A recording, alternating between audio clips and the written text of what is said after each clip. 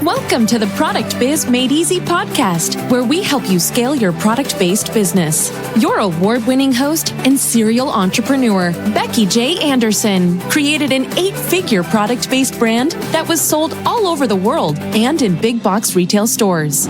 Each week, she will be sharing sales strategies, marketing advice, or inspiring interviews to help you scale your product-based business. Now, on to the show. Welcome to the podcast, everybody, and I am so excited today to have Kaylin Johnson Chandler, and she is the owner of Effie's Paper, and she has such an awesome business, and she is doing Instagram so well. I just knew we had to have her on the podcast so that she could tell you all about it. So with that, Kaylin, do you want to tell us who you are, what you do, and how you got here? Sure. Well, first of all, Becky, let me just say thank you for having me. It's my pleasure to be here. Oh, so glad to have you. The name of the company is Effie's Paper, Stationery, and Whatnot. And when we started out, we were primarily focused on personalized stationery. But with the onslaught of cell phones and email, people really stopped writing notes in the way that they had been. And so about 3.5 years ago, we did a pivot to add in Whatnot. I named the company after my grandmother, who had fostered my love of stationery and letter writing.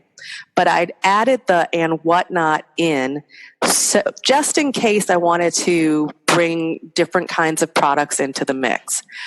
So about 3.5 years ago, we started adding Whatnot in. And at this point, we've become a lifestyle accessories brand. We carry everything from paper products to makeup pouches, coffee mugs, travel mugs, pens, pencils, you name it, anything a woman needs to make her day a little more interesting and brighter. We believe that the future is female and it's being powered by Black Girl Magic. Oh, I love that. And you know what? You have awesome products. As you know, I am a fan of your to-do list. You've seen it on my Instagram. I have. Yeah, you have great products. So we're just so happy to have you here today. And one of the reasons I wanted to have you on is you are using Instagram in such a powerful way. I just love your feed. I love what you're doing. You're incorporating stories in. So I really want to talk about Instagram a little bit and how you're using it. Because so many of our listeners want to learn so much more about that. And you just have an A+ brand there on Instagram. So how did you decide to have Instagram be your platform of choice, or did that just kind of happen? Well, to be perfectly honest with you, I was very late to the Instagram party. When Instagram first came out, I was in the process of building the brand. I didn't have time to focus on it. I had a great intern who was much younger than I, was a college student, and I just handed it over to her and said, hey, just do whatever you think makes the most sense. Like, I wasn't even going over to look at the feed. That's how much I was not focused on it.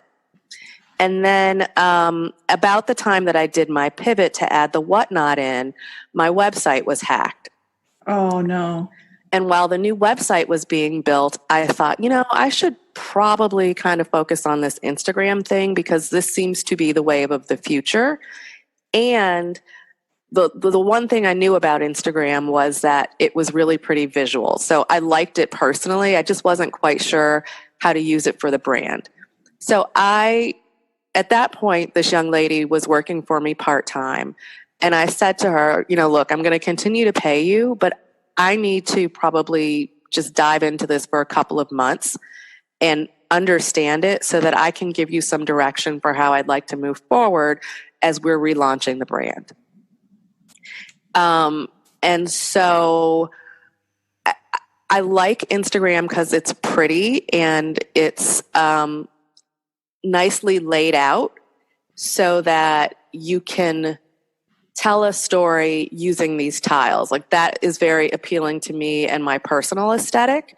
So kind of by happenstance, I guess, Instagram became our platform of choice. And you're still doing it because I can hear your voice in all your posts, which I love. Right? Well, the one thing I've learned is that for Effie's Paper, Instagram has become our calling card in many ways. So, it's great. We've got a wonderful fan/follower base, but I've learned that retailers are looking at our Instagram feed when making decisions about whether or not they want to wholesale our products. I've learned that funders are looking at our Instagram feed to get a sense of who and what the brand is. I've been invited to participate in a number of pop-ups around the country, and the folks who are running those institutions are looking at our Instagram feed before making a decision about whether or not we're a brand they'd like to have on board. So it's become much more than just a platform for us. It really is a part of the brand and something that I've learned people are using to evaluate us on. Yeah, and it really is. Yours is just so beautifully laid out. It's one of the things that caught my eye early on, and I, as you know, I follow all of the stuff that you do. But I love the way you're doing it. So now that you're doing it and you've grown it so large, now that you're using Instagram so well, do you use an editorial calendar, or how do you know what to post? Because your website or your Instagram is laid out just so beautifully. Oh, we absolutely use an editorial calendar. We use Planoly, which is one of the many options out there. We were kind of early adopters of Planoly when it first came out. I wish, quite honestly, I had come up with Planoly because we were doing something similar. Cutting and pasting so that we could see how the feed was laying out. And I have a social media manager whose job is to lay everything out, come up with copy, hashtags, etc. And then we try to work at least a week out, if not a couple of weeks out. And then I will go in a couple of times a week and just massage things. We've been working together for a long time now. So she knows my voice and knows, she's grown up with the brand. She knows the brand very well. And, but it is a labor of love. And although we plan things out, things change on a dime. I don't know. It might be that I'm walking down the street and I take a picture and decide, we should put this in for the evening post rather than the image that we have. I think the other thing about Instagram that your average user doesn't truly understand is that in order to have a feed that looks effortless, there's so much work that goes on behind the scenes. It's not only using a planner, but it's figuring out what your primary color scheme is going to be, what filters you're going to use on your images, filtering your images, and then having lots of images to choose from, which means that you've got to take a lot of pictures to get that right image. And I'd say in the past, 18 months or so, we've been working with a photographer, and that's made a big difference as well because she's got, amazing equipment. Her editing skills are far superior to mine or to my social media managers. And so our imagery, for the most part, I think is really crisp and our colors pop in the way that I have in my head when I'm laying things out. I mean, I think that comes across when you look at the feed. Yeah, your aesthetic is very clear, and I love it. I was going to ask you if you use a professional photographer and how far ahead, because you can tell you put a lot of work and a lot of planning and effort into it. So you answered that with the professional photographer. Yeah. How many of the photos that you use are just taken off your phone, though, versus what the photographer uses? Because I know you live in New York City, which I love New York City, and you do a lot out on the street and just around town. I think that's really cool because you can see where you're at and what you're doing. But are those just kind of happenstance, or are some of those planned, or how do you decide? Some of them are happenstance. Planned is probably too strong a word. I usually meet up. Well, I mean, part of what I've ended up doing, although it wasn't my initial plan, is that I've become the face of the brand, which means that we obviously need to have photos of me with the products, etc. And so I meet up with our photographer probably every 4 to 6 weeks. We have a sense of what products we're going to shoot, or, we're going to hit a particular coffee shop or a certain part of town. Yeah. But then how things go is usually somewhat organic. We take a lot of photos just kind of walking around the city, or photos to show people how to use the products and how they can incorporate them into their lives. So the photo shoots are planned in that we know we're having a shoot. I will kind of figure out what outfits I'm going to wear, and then we just kind of let it unfold from there. Yeah, so you just kind of have a library to choose as you're laying out your promotions. Exactly. So do you take a certain percentage of your posts and say, okay, I'm going to have so many be for promotions, so many for like just the lifestyle? I mean, how do you decide on that? I wish I could say there was some real thought behind it. I think we've been doing it for so long at this point that just naturally happens. Yeah. If you'll notice, Monday morning is usually some kind of coffee post. The weekend posts are usually a little more relaxed. My director of operations always jokes and says, people who don't know you think all you do is sit around, sit in the bed and drink coffee and eat bonbons. Because on the weekends, we post, pictures of me sitting in the bed with a cup of coffee, or, working on my laptop while I'm sitting in bed. So this isn't really answering your question. There's not as much planning in that aspect. We probably need to be a little more circumspect about that. I actually had a call, kind of our top of the year call with my social media manager the other day. And one of the things that she said to me was, I feel like we need just more lifestyle shots of you in your everyday life. And her example to me was, over the holidays, I was in Florida. And so the feed had pictures of me walking along the beach and just, doing what you do while you're away on vacation. And she said she felt like the feed was much more accessible with that imagery in there, because it showed that, yes, I have this company and we make these lovely products, but I have a life outside of this. And it made it seem as if I was more accessible to our followers. And was your husband taking those photos of you on vacation with the phone? My husband will begrudgingly take a few. We were with some friends, and all of my girlfriends know, like, whatever we're doing, we're going to have to stop and take some photos, and then we can go on with our day.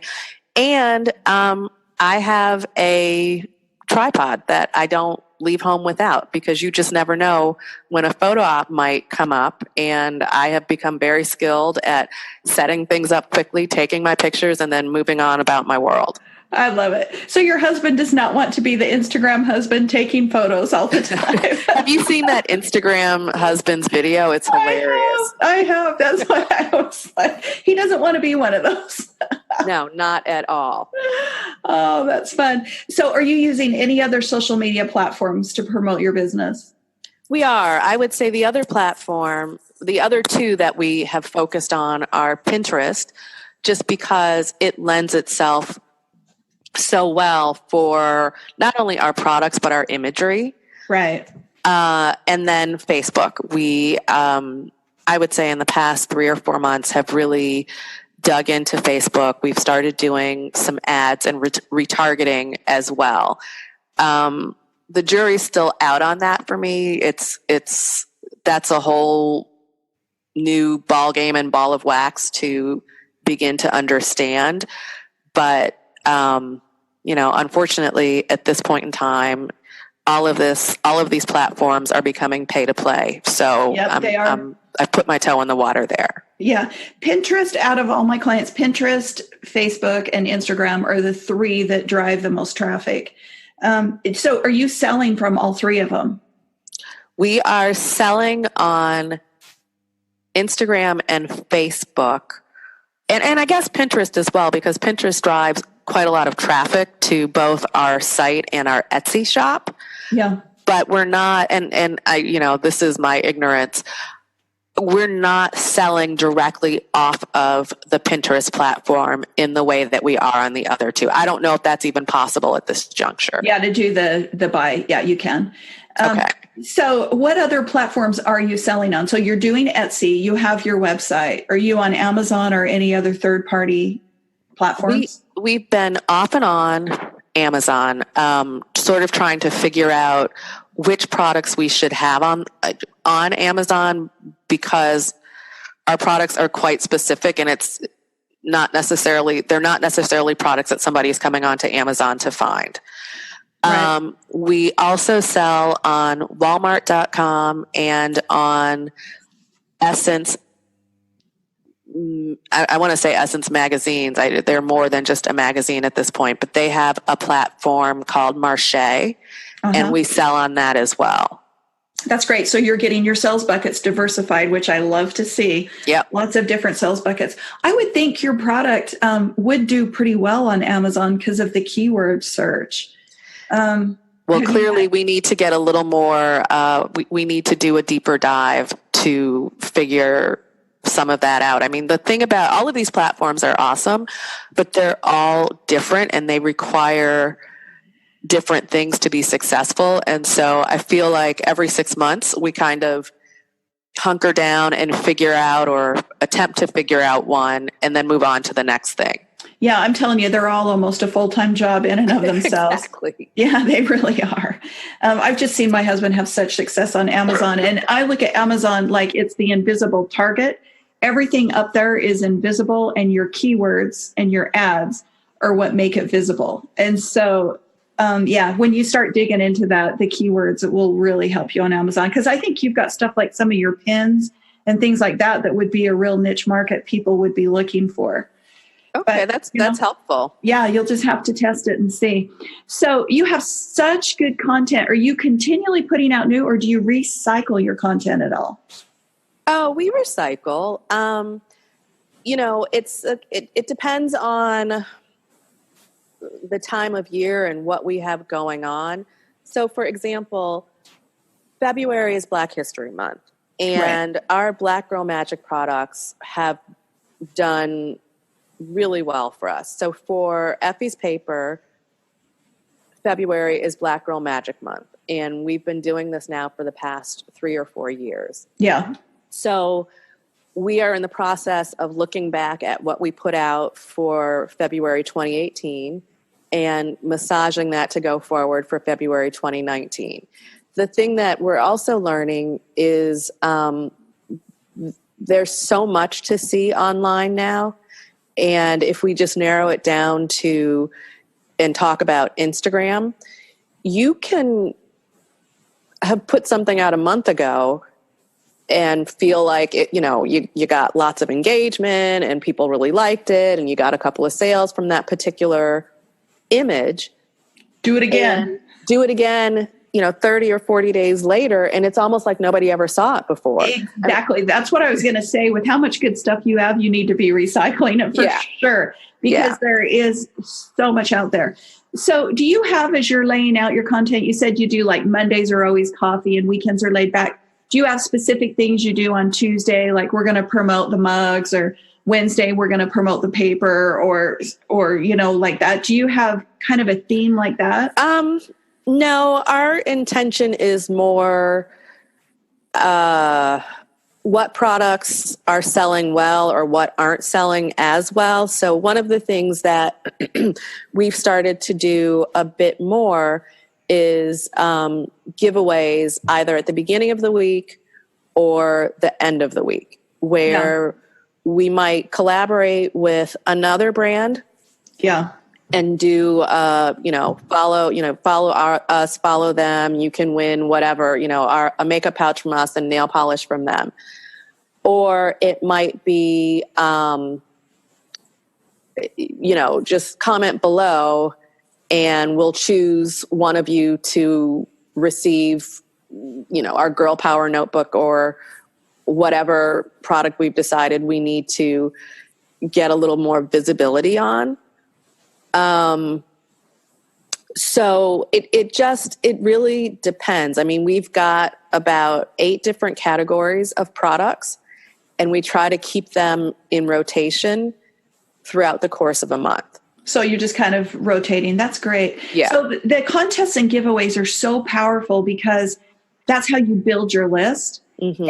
And that's also, I love these because the people that are using them and using them correctly, like you are, you do them and it drives a lot of traffic, and then you can hit that traffic with your retargeting ads. So it's definitely a way to build your list.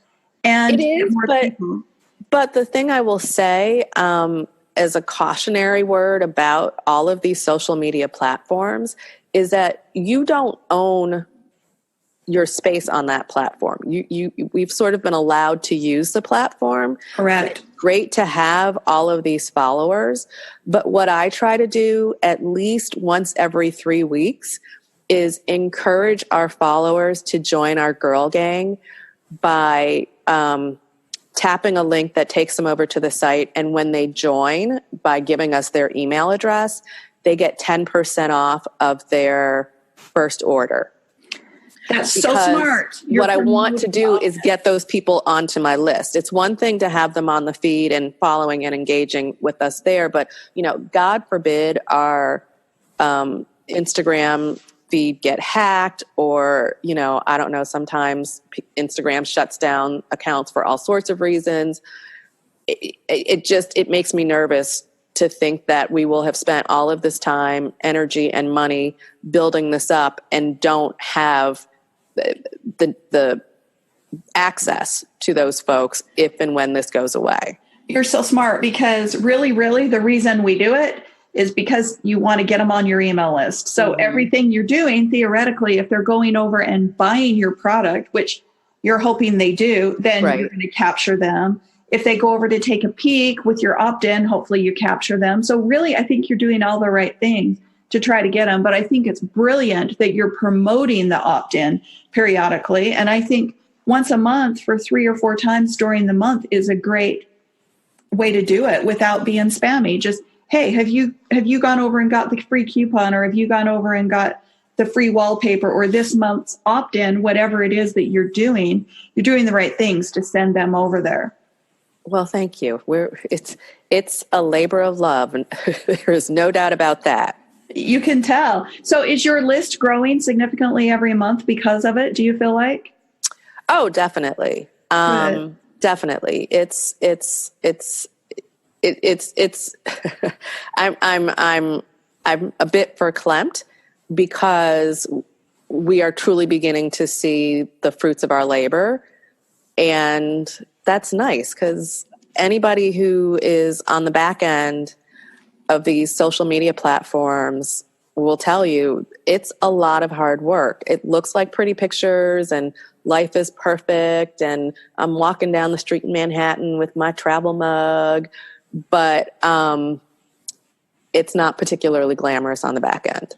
Well, it is work. And you know what? It's like, it's got to be strategic too, because like you said, you do it to push them over to get them on the email list. And then you market through email marketing, because really, as you break it down, email marketing is always the number one way to get sales. And I'm sure it is for you too, because you send out an incredible email every week, because I'm on your list. I see it.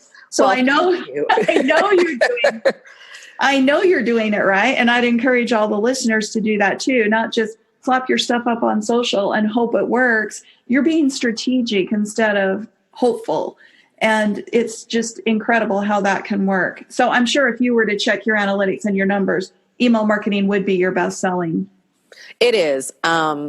It works well. I mean, you've got to do it. You've got to be consistent. I would say with our email marketing, we are very intentional about what we put out. So we definitely do we do 2 emails a week, and we definitely do some kind of monthly. We do some kind of promotion. We do something free. We do something informative. So we're giving to our customers rather than always saying buy, buy, buy. Yeah. And we found that with each of those types of emails, people are clicking to shop and come look at the website. And then some of those people who are clicking to shop are converting into sales. Yeah. Yeah. I figured so, because you do an incredible job at your email marketing. And those that are listening should probably get on her list so you can see what she's doing and buy her wonderful products. So I want to go back to the contests and the giveaways and collaborations. How do you come up with people to do that? Because this is a question I get asked all the time. How can I find people to do collaborations with? How do you find yours? I don't network nearly as much as I should. But it's really just through networking and people I've met where it seems like there are some synergies between our brands. Sometimes it's a friend who, like, I have a good friend who had a book come out recently, and, she just called and said, hey, would you, do a giveaway, and could we, bundle my book with like a notebook and a pen? What do you think? And I said, of course. I mean, why not? This is a win for you and it's a win for me. And I'm excited about the book and I want to do what I can to help you promote it. Other times I've gotten just an email from somebody or a direct message on Instagram saying, hey, I've been following you. I like what you're doing. I think that, maybe we could do something together. I also have just reached out to companies where I think there might be a good fit. So we did a giveaway with a female-owned coffee company whose branding and aesthetic was very similar to ours. And I just reached out to them and said, hey, this is what I'm doing. I love what you guys are doing. I think this is a good fit. And they were like, yeah, absolutely. Let's make it happen. Yeah, I always say you already have the no, ask, because you'd be surprised how many people will say yes if you just ask. Exactly. Yeah. Yeah. So how many employees do you have these days? I have 2 part-time employees that kind of make up a full-time person. Yeah. So I have a director of operations, a social media manager, and then at any given time, I have between 3 and 4 interns who are doing everything from social media engagement to packaging product, to shipping product, to customer service. It really just depends on what time of year it is and what we have going on. Yeah. So you are not working out of your home. You've rented a space for all your products and the employees to go to, correct? Yes, that's correct. Yeah. Now, I know you're wholesaling, and I was excited to hear from when I've talked to you that you are now in like 130 stores. That is... We are. Awesome. It's been very exciting. That's congratulations on that. I love to hear that. So that means you're definitely scaling your business by getting in those wholesale accounts, because that's always reorders. We love those. Yes. So how are you finding your wholesale accounts? Are you doing trade shows? How are you doing that? No, I mean, in the past we've done trade shows, which can be, can bear a lot of fruit, but also are quite expensive. And then sometimes they don't bear much fruit and you're still out a lot of money. Yeah. So I've worked with a showroom, and that kind of jumpstart or kickstarted our entree into the wholesale world. We've got a wholesale intake form on our website. And so again, lots of stores, large, small, mid-size, are on Instagram looking for product category, products to sell. Mm-hmm. And they're finding us, and then they're coming over to the website and filling out our wholesale form. And most recently, we've been on this relatively new platform called Faire, www.epicpapers.com. Oh, I was going to ask if you were on that. Yes. Yeah. Good. And we've gotten a lot of business from that as well. That's great. That's great. So what's your largest channel for sales? Is it online or is it wholesale? It's morphing into wholesale, which I'm really excited about. Yeah. That's the way I scaled my business. Primarily was wholesale, but I did a lot of online sales as well. I mean, each one of them's a sales bucket, right? Exactly. Yeah. So I'm just trying to deepen our buckets. I'm looking to get into a new showroom, and our wholesale accounts have grown to the point where this week I'm interviewing folks who will be like freelance wholesale. I'm interviewing folks looking for one who will become a freelance wholesale account manager for us, because it's gotten to the point where I don't have the bandwidth, and I've recognized my strong suit is not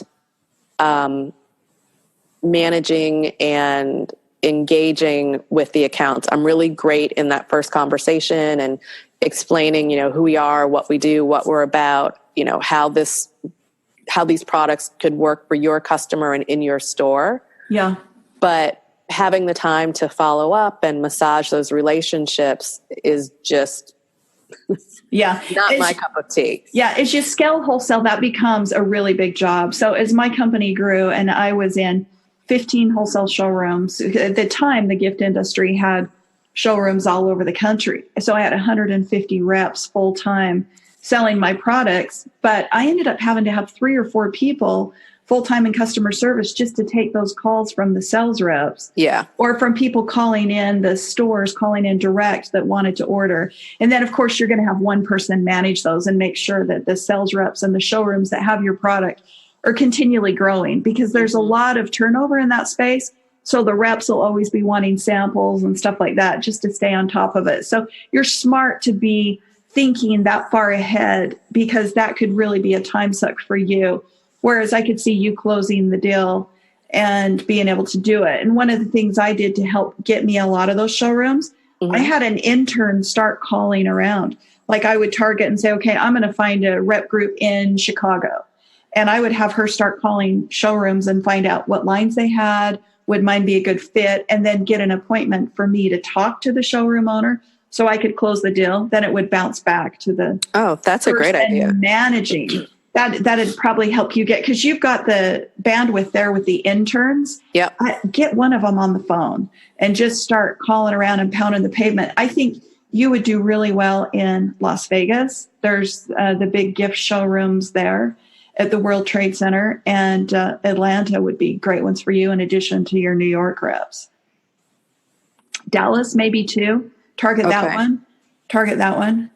That'd be great. But yeah, I see your brand doing really well at wholesale. So what are the challenges that you have now?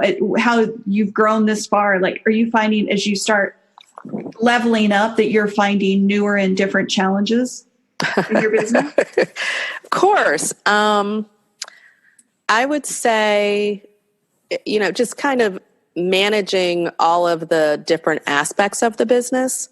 Yeah. And recognizing that I've brought folks in to do certain things, and although sometimes the things don't get done in the way I would have done them, they do get done. They get done very well. And so learning to trust the folks you've got on board. That's a big one with people still, yes. Done is better than perfect. Exactly. Or done is better than not being done, Done is not better than being perfect. Done is better than not being done. So yeah, we have to let go of that perfection syndrome, right? Exactly. Yeah. I would say, I'm always, I'm looking for, I'm going to flip it and say it in a different way. I am looking forward to the day when I am not worried about meeting all of my monthly expenses. That's a big one for everybody as they scale the funding and the expenses. Yeah. It's a big one. Yeah. Yeah. That's always where entrepreneurs have to juggle. And then I think the third part, and one of the things I have decided for myself for 2019 is that I have to do a better job of stepping away from the business, because as any entrepreneur will tell you, and you know this well yourself, it can be all consuming and encompassing, and then you miss out on life. Yeah, that's true, because we don't work full-time. We work more than full-time. Right. It's 24/7. Yeah. But I really try to be done with my day at about 6:30, 7 o'clock. I make sure that I go to the gym 3 or 4 times a week. That's good. Because that's something I need to do for me. That's something I really enjoy. I like to get a weekly manicure, pedicure. Again, that's something that I can do for myself where it's just quiet time. And then I try not to work on the weekends as well. And some weekends that's easier said than others, but just sort of going into the year with that mindset will make it a little bit easier to achieve those goals than barreling into the year kind of the way the year ended, which is, holiday is our busiest season. It's always crazy. So it's been really refreshing to have an opportunity to just kind of sit with things and plan out what I would like for 2019 and be very intentional about that so that I have time to spend with my spouse and I get to see my friends on a regular basis rather than, oh my God, it's been 6 months. I've canceled 3 times for dinner. I feel awful. Like I don't want to be in that position anymore. Yeah, you're so smart. You're so smart to be intentional about it and plan it out and make sure you have room in there for self-care. That's great. That's great. Where do you see your company in 5 years from now? 5 years from now, I would like to have, or I should say I will have, a licensing slash distribution collaboration deal, something with either a large manufacturer or a large retail brand. That is what I am working towards. I love it. That's a really good goal. Awesome. So are there any tools or resources or books you would like to share with our audience that have helped you or are helping you build your business? Say that again. I'm sorry. Any tools or resources or books that have really helped you? I was lucky enough to be selected to participate in the Goldman Sachs 10,000 Small Business Program fall of 2017. That's awesome. And I graduated end of February 2018. It was an intense 5-month program focused on businesses that the selection committee believed had the potential to scale. And going through that program, and I was working with you at that time as well, Becky. Yeah, I remember it. I think sort of having those two things in tandem really showed me, introduced me to other like-minded individuals, but just, I'm not exactly sure what it was, but opened me up to the notion, I guess, that, other people are out there doing what I'm doing and are achieving a great deal of success. They're working hard. They're determined. You have the skill set to do that too. And you got to kind of just step through it, embrace it, and push forward. And so for the past year, I've worked very hard kind of all along, but I really feel like this past year in particular, my nose was to the grindstone. I have worked diligently. So you see all these pretty pictures on Instagram. It looks like I've got this life of leisure. My girls who work with me, and I call them my girls because they are so much younger than I am, and I love them. I get that. So it's a term of endearment.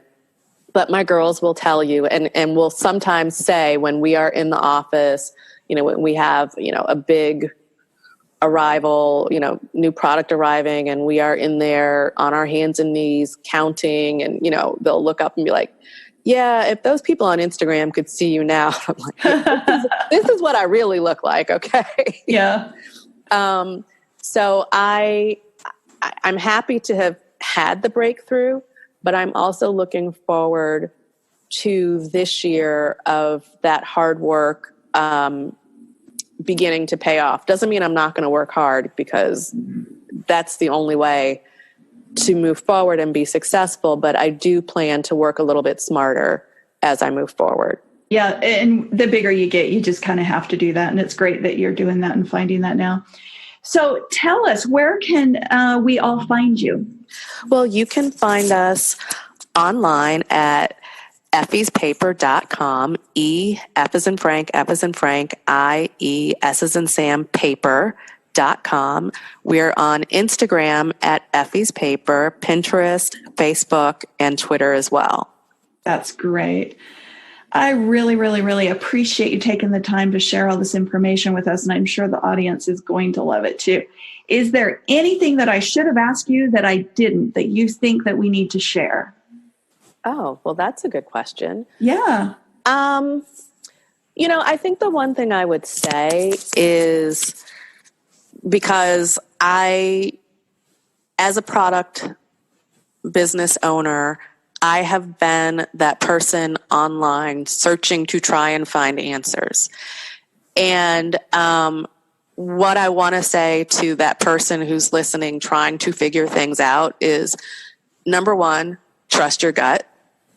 Good advice. Number two, stop looking at what other people are doing and do what makes sense for you. And number three, accept that Rome was not built in a day. And as you are online, on Instagram in particular, looking at what others are doing, one, some of this is smoke and mirrors, but two, if somebody's been in business 4, 5, even a year longer than you have to accept that they're just a couple of steps ahead. Doesn't mean that you can't or won't get there, but you've got to pay your dues, and the dues are different for each person and each brand, but it takes time, and you have to remember that. Very good. Everyone starts at zero, right? Yes. Such good advice and such great wisdom you shared with us. And thank you so much, Kaylin. And we will all be checking up and following you. Fantastic. And I just want to say we have a promo code. Awesome. It's for 15% off. It's EP Friend, FRIEND, EP FRIEND at effyspaper.com for 15% off. I love that. Everybody take advantage of that. There is an awesome list notebook pad that I love. So anyway, appreciate you sharing that with us and giving us your time today, Kaylin. Thank you so much. Oh, well, thank you so much for having me. I've really enjoyed it. All right. Talk to you next time. See ya. Take care. Okay. Bye-bye. Bye. Thank you so much for listening to Product Biz Made Easy podcast. Now, don't forget to hop on over to BeckyJAnderson.com and grab your free strategy roadmap, as well as check out all the resources and things that there are over there to help you grow your product-based business. Thank you so much. Have a great day, everybody.